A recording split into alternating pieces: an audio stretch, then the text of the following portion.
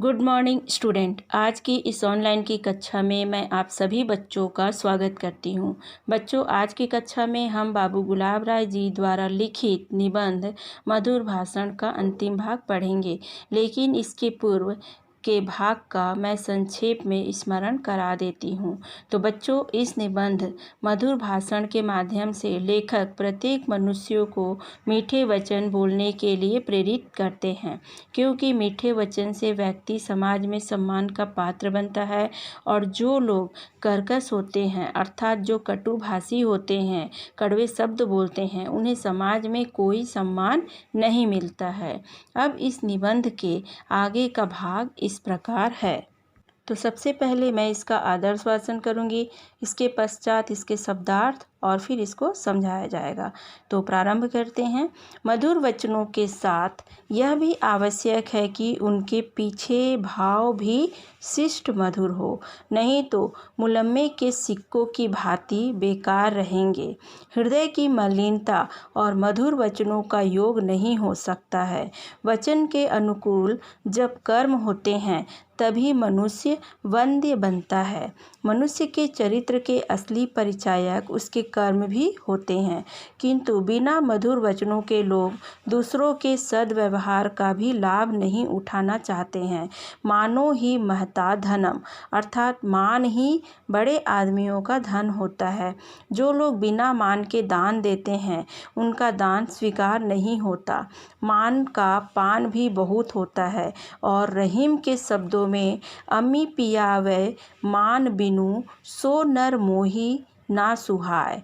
मिष्ट भाषण समाज सेवक का एक आवश्यक गुण हो जाता है। ये गुण जन्म से जो प्राप्त होते हैं, किंतु शिक्षा द्वारा भी ऐसे शुभ अभ्यास और संस्कार बनाए जा सकते हैं। मन, वाणी और कर्म का सामंजस्य ही मनुष्य को श्रेष्ठता के पद पर पहुंचाता है। फिर भी वचनों का विशेष महत्व है, क्योंकि एक कटु वचन सारे किए धरे पर पानी फेर सकता है। यद्यपि यह ठीक है कि दुधारू गाय की 2 लातें भी सहन की जाती है, फिर भी दूसरे के स्वाभिमान का हनन कर उसके साथ उपकार करना कोई महत्व नहीं रखता। वाणी की मधुरता के साथ विनयपूर्वक व्यवहार की भी आवश्यकता है। विनयपूर्ण व्यवहार ही शिष्टाचार है। शिष्टाचार का अर्थ लोग दिखावा या तकल्लुफ करते हैं, लेकिन वास्तव में उसका अर्थ है सज्जनोचित व्यवहार। मधुर भाषण के साथ इसका भी मूल्य है। इनके द्वारा मनुष्य की शिक्षा, दीक्षा और कुल की परंपरा और मर्यादा का परिचय मिलता है। इसमें शब्दार्थ है मुलम्मे, कचड़े, कुल, परिवार। लेखक कहते हैं कि जब हम मधुर वचन बोलते हैं तो उसे हृदय से बोलना चाहिए, ना कि मुख से कुछ बोलें और दिल में कुछ और। नहीं तो हमारा भी वही दुर्दशा होगा जो मुलम्मे अर्थात कचड़े के अंदर यदि सिक्का दब जाए तो उसका कोई मूल्य नहीं होता है, और जब सिक्का हमारे सामने रहे तो उसका बहुत ही मूल्य होता है। इसलिए जब हम बोलते हैं तो उसी के अनुसार हमारा कर्म अर्थात कार्य भी होना चाहिए, तभी उस मनुष्य की प्रशंसा होती है। मनुष्य के चरित्र के असली परिचायक उसका कर्म तथा वचन होते हैं, क्योंकि मान सम्मान व्यक्ति का असली धन होता है। रहीमदास जी कहते हैं कि अमी पियावे मान बिनु सो नर मोही ना सुहाय, अर्थात जो व्यक्ति बिना मान सम्मान किए यदि मुझे अमृत पीने को भी दे तो मैं उसे स्वीकार नहीं करूँगा।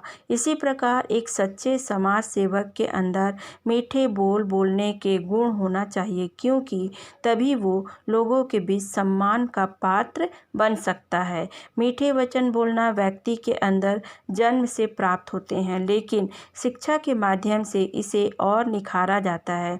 मन, वाणी और कर्म के मेल से ही मनुष्य श्रेष्ठ पद को प्राप्त करता है, लेकिन फिर भी व्यक्ति के लिए उसके मीठे बोल विशेष महत्व रखते हैं, क्योंकि कटु वचन से हम बनता हुआ कार्य भी बिगाड़ सकते हैं। जिस प्रकार एक दूध देने वाली गाय यदि हमें मारती भी है तो हम उसे सहन कर लेते हैं, क्योंकि गाय से हमें पौष्टिक दूध मिलता है। इसलिए हमें लोगों से विनम्र होकर शिष्टतापूर्वक बातें करना चाहिए। शिष्टाचार का अर्थ सज्जन व्यक्ति का व्यवहार करना है। शिष्टाचार के द्वारा हमें मनुष्य की शिक्षा और उसके परिवार की परंपरा और मर्यादा का पता चलता है। शिष्टाचार वाणी का भी होता है और व्यवहार का भी। वाणी के शिष्टाचार में अपनों से बड़े बड़े को आप कहना, आप क्या कहते हैं के स्थान पर आपकी क्या आज्ञा है आदि वाक्य अधिक वांछनीय समझे जाते हैं। किसी काम को कराने के लिए कृपया शब्द का प्रयोग शिष्टता का परिचायक होता है। काम हो जाने के पश्चात धन्यवाद कहना भी जरूरी है। जो अपने से नीचे हैं उनसे कोई ऐसी बात ना कही जाए कि जिससे यह प्रकट हो कि हम उनको नीचा समझते हैं। अपने से कम स्थिति के लोगों के स्वाभिमान की रक्षा करना सज्जन लोगों का पहला कर्तव्य है। जो काम करना है उसको प्रसन्नता से करना चाहिए और उसके संबंध में कोई ऐसा शब्द भी नहीं कहना चाहिए जिससे प्रकट हो कि यह काम अन्य मनस्कता से किया जा रहा है या उस काम के करने से दूसरे के साथ एहसान किया जा रहा है। या तो कोई वस्तु ना दें और दे तो पूर्ण उदारता से और प्रसन्नता के साथ। कम से कम जहाँ क्रिया में उदारता हो वहाँ वचने दरिद्रता नहीं आने देनी चाहिए। इसमें शब्दार्थ है अन्यमनस्क, अनमना, वांछनीय, चाहने योग्य। शिष्टाचारी व्यक्ति सर्वदा आप और आपकी क्या आज्ञा है इस प्रकार के वाक्यों का प्रयोग करते हैं। इसी प्रकार काम कराने के लिए कृपया शब्द तथा काम होने के पश्चात धन्यवाद शब्द प्रयोग करते हैं। और जो व्यक्ति अपने से निम्न वर्ग का कार्य करते हैं उनसे भी कोई ऐसी बात ना की जाए जिससे कि उन्हें ऐसा प्रतीत हो कि हम उन्हें निम्न वर्ग का मानते हैं। सज्जन व्यक्ति सभी के स्वाभिमान की रक्षा करना अपना कर्तव्य समझते हैं। हमें यदि किसी से काम करवाना है या स्वयं किसी काम को करना है तो बड़े प्रेम से करवाना चाहिए। किसी के संबंध में कोई ऐसी बात नहीं कहनी चाहिए जिससे उसे लगे कि वो एहसान कर रहा है। यदि हम किसी को कुछ दें तो उसे भी बड़े खुशी हृदय से दें। हमें अपने वाणी में गंदगी नहीं आनी देनी चाहिए और खुश रहकर कार्य करना चाहिए। यदि इनकार ही करना पड़े तो उसमें अधिकार और अभिमान की गंध नहीं आनी चाहिए।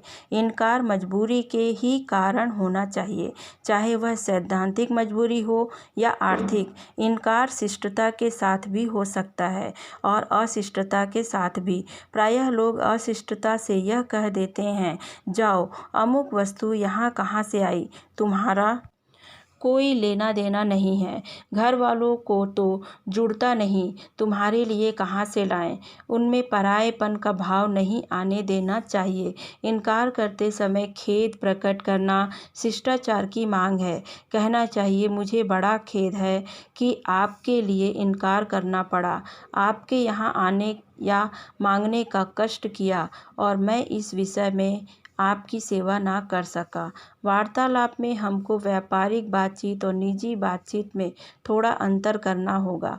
व्यापारिक बातचीत में अशिष्ट नहीं होनी चाहिए, किंतु वह नपी तुली हो सकती है। निजी संबंध की बातचीत में आत्मीयता का अभाव नहीं रहना चाहिए और थोड़ा सा कष्ट उठाकर बात को पूरी तौर से समझा देना अपना कर्तव्य हो जाता है। कुछ लोग सबके साथ निजी संबंध की तरह ही वार्तालाप करते हैं। यह बुरा नहीं है, किंतु बात उतनी ही कही जाए जितनी निभाई जा सके। शब्दार्थ है आत्मीयता, अपनापन। लेखक कहते हैं कि यदि हमें किसी को किसी कार्य के लिए मना करना है तो उसमें भी किसी प्रकार का गर्व का घमंड नहीं आना चाहिए।